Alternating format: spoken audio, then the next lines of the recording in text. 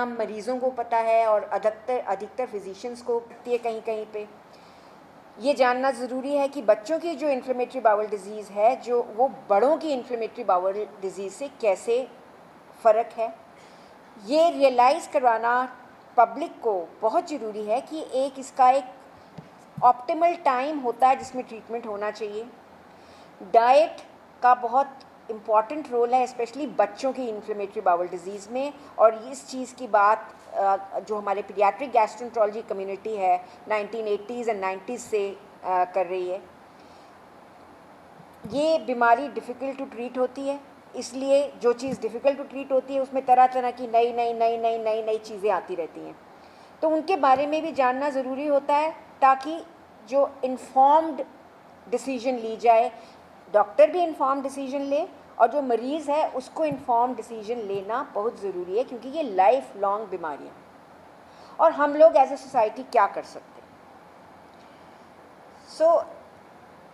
अगर हम देखें इस कार्टून में, ये इतना पुराना नहीं है, इसके हिसाब से जो इन्फ्लेमेटरी बाउल डिज़ीज़ का इंसिडेंस कई देशों में तो कम हो रहा है, और कई देश उसके अंदर से चाइना, यूरोप, मेक्सिको में बताया गया था कि बढ़ रहा है, और हिंदुस्तान उस एरिया में था कि इसमें अब ये इतनी कॉमन नहीं है पर रिकग्नाइज़ की जा रही है। परंतु ये जो चीज़ है ये ट्रू रिफ्लेक्शन नहीं है।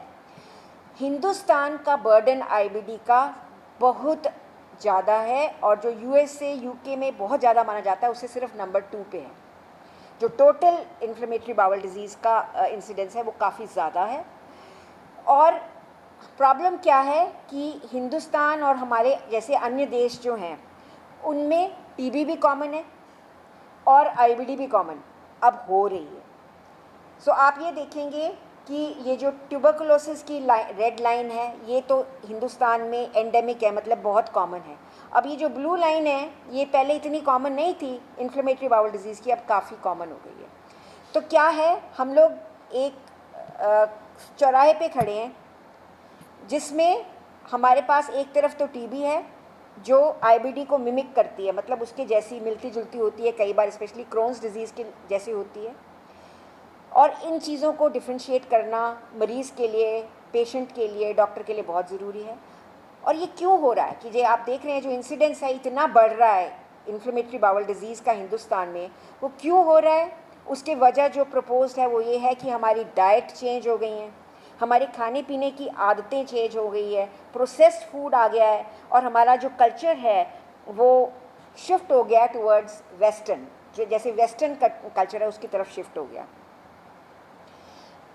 इसी इंस्टीट्यूट में हमारी क्लिनिक में पीडियाट्रिक गैस्ट्रोएंटरोलॉजी एंड हेपेटोलॉजी में 2018 में जब मैं यहाँ टेक ओवर किया तब केवल 7 से 10 केस पूरे साल में देखते थे हम अल्सरेटिव कोलाइटिस या क्रोन्स डिजीज़ के, और अब ये हाल है कि कम से कम 5 केस प्रति महीना हम देखते हैं। तो आप देख रहे हैं कि कितनी जल्दी से ये बीमारी बच्चों में उभर करके आ रही है। आईबीडी डे हम लोग जो हैं हम पीडियाट्रिक गैस्ट्रोएंटरोलॉजी और हेपेटोलॉजी की तरफ से मना रहे हैं, क्योंकि आईबीडी या इन्फ्लेमेटरी बाउल डिज़ीज़ जो है वो बहुत अत्यधिक बढ़ गई है पिछले 5-6 सालों के अंदर।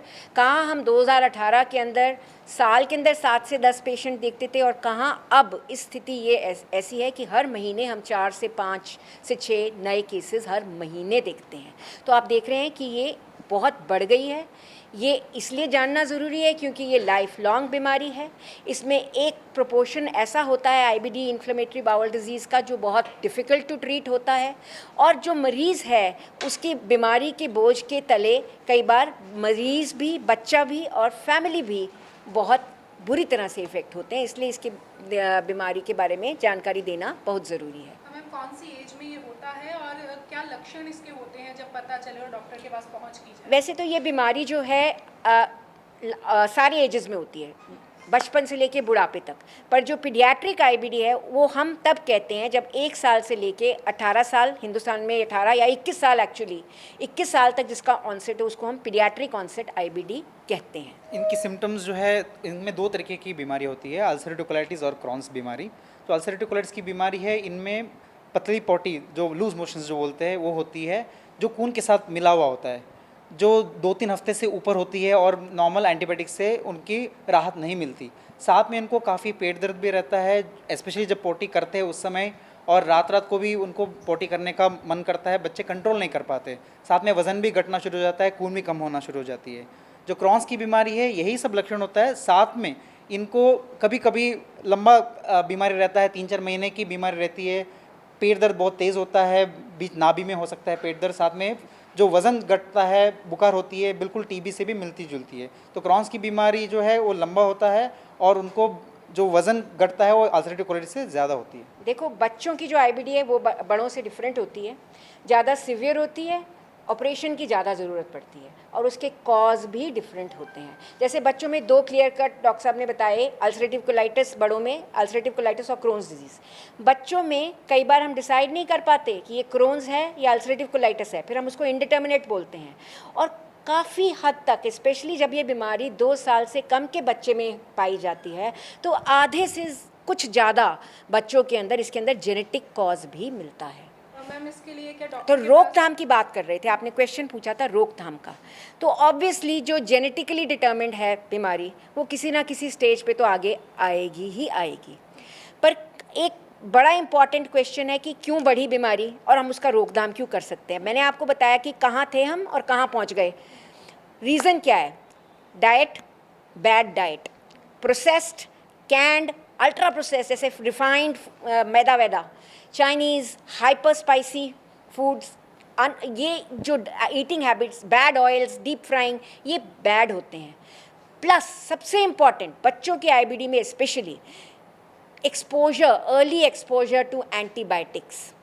मतलब बिना बात पे आपके बच्चे को बुखार है, खांसी है, किसी आप लोकल डॉक्टर के पास ले गए, उसने आपको एंटीबायोटिक्स शुरू कर दिया आपके बच्चे को, उसका आंत का बैक्टीरिया उड़ा दिया, मतलब कि हेल्दी बैक्टीरिया को ख़त्म कर दिया और जो ये गंदे वाले बैक्टीरिया ये ऊपर आ जाते हैं। और इनका एक रोल समझा जा रहा है आजकल, ये डिसबायोसिस कहते हैं, इसका रोल समझा जा रहा है आईबीडी के होने में। प्लस ये जो एसिड सप्रेसेंट्स हैं, स्ट्रॉन्ग एसिड सप्रेसेंट्स, पीपीआई जिसको हम कहते हैं, चुटकी मार के कई लोगों को ज्ञान ही नहीं है कि बच्चों को बिना बात के ये ओमेप्रोजोल, लैंसोप्रोजोल, रेबेप्रोजोल नहीं शुरू करना है, इंडिकेशन है तभी करना है। इसका भी एक दायित्व है। तो रोकथाम अगर हम कहें क्यों, किस तरह से कर सकते हैं, I mean as a pediatrician, I mean pediatricians you will find are very different from adults. रोकथाम is a very important part of are, we always keep thinking इसको कैसे रोके, बच्चे क्यों सफ़र कर रहे हैं। ब्रेस्ट फीडिंग को ऑप्टिमाइज़ करो, ब्रेस्ट फीडिंग, डाइट को ऑप्टिमाइज़ करो, healthy diet, and avoid unnecessary use of antibiotics and proton pump inhibitors. These are the key things which we can do to prevent. And obviously then when you think about genetic disorders, उसके अंदर तो कई advance चीज़ें आती हैं जो लोग रोकथाम में आती हैं, जो आई थिंक मेरे को इस वक्त कहने की उसके बारे में ज़रूरत